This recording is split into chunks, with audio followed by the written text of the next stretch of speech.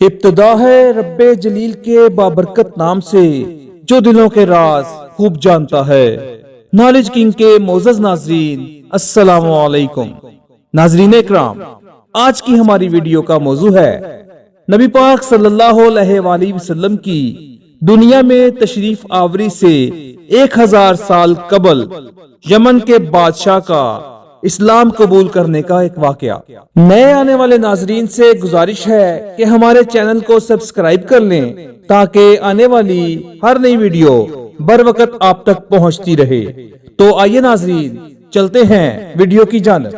معزز ناظرین اکرام، حضور پاک صلی اللہ علیہ وآلہ وسلم کی دنیا میں تشریف آوری سے تقریباً 1000 سال پیشتر یمن کا بادشاہ طوبہ خمیری تھا۔ ایک مرتبہ وہ اپنی سلطنت کے دورے کو نکلا۔ 12,000 کتب سماوی کے عالم اور حکیم اور 1,32,000 سوار، 1,13,000 پیادہ اپنے ہمراہ لیے ہوئے اس چاند سے نکلا کہ جہاں بھی پہنچتا اس کی شان و شوکت شاہی دیکھ کر مخلوق خدا چاروں طرف نظارہ کو جمع ہو جاتی تھی۔ یہ بادشاہ جب دورہ کرتا ہوا مکہ معظمہ پہنچا تو اہل مکہ سے کوئی اسے دیکھنے نہ آیا۔ بادشاہ حیران ہوا اور اپنے وزیر اعظم سے اس کی وجہ پوچھی تو اس نے بتایا کہ اس شہر میں ایک گھر ہے جسے بیت اللہ کہا جاتا ہے۔ اس کی اور اس کے خادموں کی جو یہاں کے باشندے ہیں تمام لوگ بے حد تعظیم کرتے ہیں، اور جتنا آپ کا لشکر ہے اس سے کہیں زیادہ دور اور نزدیک کے لوگ اس گھر کی زیارت کو آتے ہیں اور یہاں کے باشندوں کی خدمت کر کے چلے جاتے ہیں۔ پھر آپ کا لشکر ان کے خیال میں کیوں آئے؟ یہ سن کر بادشاہ کو غصہ آیا اور قسم کھا کر کہنے لگا کہ میں اس گھر کو کھدوا دوں گا اور یہاں کے باشندوں کو قتل کروا دوں گا۔ یہ کہنا تھا کہ بادشاہ کے ناک، منہ اور آنکھوں سے خون بہنا شروع ہو گیا اور ایسا بدبودار مادہ بہنے لگا کہ اس کے پاس بیٹھنے کی بھی طاقت نہ رہی۔ اس مرض کا علاج کیا گیا مگر افاقہ نہ ہوا۔ شام کے وقت بادشاہ کے ساتھ آئے علماء میں سے ایک عالم تشریف لائے اور نبض دیکھ کر فرمایا، مرض آسمانی ہے اور علاج زمین کا ہو رہا ہے۔ اے بادشاہ، آپ نے اگر کوئی بری نیت کی ہے تو فوراً اس سے توبہ کریں۔ بادشاہ نے دل ہی دل میں بیت اللہ شریف اور خدام کعبہ کے متعلق اپنے ارادے سے توبہ کی۔ توبہ کرتے ہی اس کا وہ خون اور مادہ بہنا بند ہو گیا، اور پھر صحت کی خوشی میں اس نے بیت اللہ شریف کو ریشمی غلاف چڑھایا اور شہر کے ہر باشندے کو 7 اشرفی اور 7 ریشمی جوڑے نظر کیے۔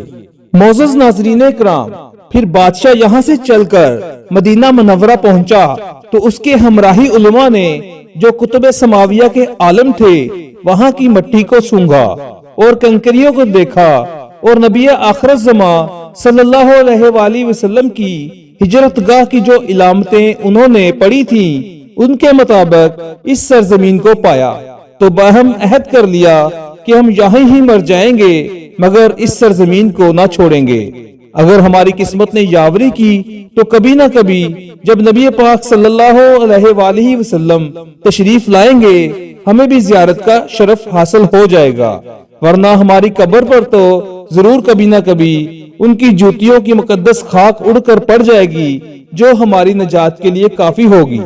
یہ سن کر بادشاہ نے ان عالموں کے واسطے 400 مکان بنوائے اور اس بڑے عالم ربانی کے مکان کے پاس حضور پاک صلی اللہ علیہ وآلہ وسلم کی خاطر ایک 2 منزلہ عمدہ مکان تعمیر کروایا اور وصیت کر دی کہ جب آپ صلی اللہ علیہ وآلہ وسلم تشریف لائیں تو یہ مکان آپ کی آرامگاہ ہوگی، اور ان 400 علماء کے کافی مالی امداد بھی کی اور کہا کہ تم ہمیشہ یہیں رہو، اور پھر اس بڑے عالم ربانی کو ایک خط لکھ دیا اور کہا کہ میرا یہ خط اس نبی پاک صلی اللہ علیہ وآلہ وسلم کی خدمت اقدس میں پیش کر دینا، اور اگر زندگی بھر تمہیں نبی پاک صلی اللہ علیہ وآلہ وسلم کی زیارت کا موقع نہ ملے تو اپنی اولاد کو وصیت کر دینا کہ نسلاً بعد نسلاً میرا یہ خط محفوظ رکھیں، حتیٰ کہ سرکار ابد قرار صلی اللہ علیہ وآلہ وسلم کی خدمت میں پیش کیا جائے۔ یہ کہہ کر بادشاہ وہاں سے چل دیا۔ وہ خط نبی پاک صلی اللہ علیہ وآلہ وسلم کی خدمت میں 1000 سال بعد پیش ہوا۔ کیسے ہوا اور خط میں کیا لکھا تھا سنیے اور عظمت حضور صلی اللہ علیہ وآلہ وسلم کی شان دیکھیے۔ بادشاہ نے خط میں لکھا تھا، کم ترین مخلوق طبع اول خمیری کی طرف سے نبی پاک صلی اللہ علیہ وآلہ وسلم کی طرف، اما بعد، اے اللہ کے رسول صلی اللہ علیہ وآلہ وسلم، میں آپ پر ایمان لاتا ہوں اور جو کتاب آپ پر نازل ہوگی اس پر بھی ایمان لاتا ہوں، اور میں آپ کے دین پر ہوں۔ پس اگر مجھے آپ کی زیارت کا موقع مل گیا تو بہت اچھا اور غنیمت، اور اگر میں آپ کی زیارت نہ کر سکا تو میری شفاعت فرمائیے گا اور قیامت کے روز مجھے فراموش نہ کیجیے گا۔ میں آپ کی پہلی امت میں سے ہوں اور آپ کے ساتھ آپ کی آمد سے پہلے ہی بیعت کرتا ہوں۔ میں گواہی دیتا ہوں کہ اللہ ایک ہے اور آپ اس کے سچے رسول ہیں۔ شاہ یمن کا یہ خط نسلاً بعد نسلاً ان 400 علماء کے نسل در نسل محفوظ چلا آیا، یہاں تک کہ تقریباً 1000 سال کا عرصہ گزر گیا۔ ان علماء کی اولاد اس کثرت سے بڑھی کہ مدینہ کی آبادی میں کئی گنا اضافہ ہو گیا، اور یہ خط دست بدست ماں وصیت کے اس بڑے عالم ربانی کی اولاد میں سے حضرت ابو ایوب انصاری رضی اللہ تعالی عنہ کے پاس پہنچا، اور آپ نے وہ خط اپنے غلام خاص ابو لیلہ کی تحویل میں رکھا۔ اور جب حضور پاک صلی اللہ علیہ وآلہ وسلم نے مدینہ ہجرت فرمائی اور مدینہ کی گھاٹی سے آپ کی اونٹنی نمودوار ہوئی، اور مدینہ کے خوش نصیب لوگ محبوب خدا کا استقبال کرنے کو جوک در جوک آ رہے تھے، اور کوئی اپنے مکانوں کو سجا رہا تھا تو کوئی گلیوں اور سڑکوں کو صاف کر رہا تھا، اور کوئی دعوت کا انتظام کر رہا تھا، اور سب یہی اصرار کر رہے تھے کہ حضور پاک صلی اللہ علیہ وآلہ وسلم میرے گھر تشریف لائیں۔ حضور پاک صلی اللہ علیہ وآلہ وسلم نے فرمایا کہ میری اونٹنی کی نکیل چھوڑ دو، جس گھر میں یہ ٹھہرے گی اور بیٹھ جائے گی وہی میرا قیام ہوگا۔ چنانچہ خدا کی قدرت دیکھیے، جو 2 منزلہ مکان شاہ یمن طبع خمیری نے حضور پاک صلی اللہ علیہ وآلہ وسلم کی خاطر بنوایا تھا، وہ اس وقت حضرت ابو ایوب انصاری کی تحویل میں تھا۔ اس گھر کے سامنے حضور پاک صلی اللہ علیہ وآلہ وسلم کی اونٹنی جا کر ٹھہر گئی۔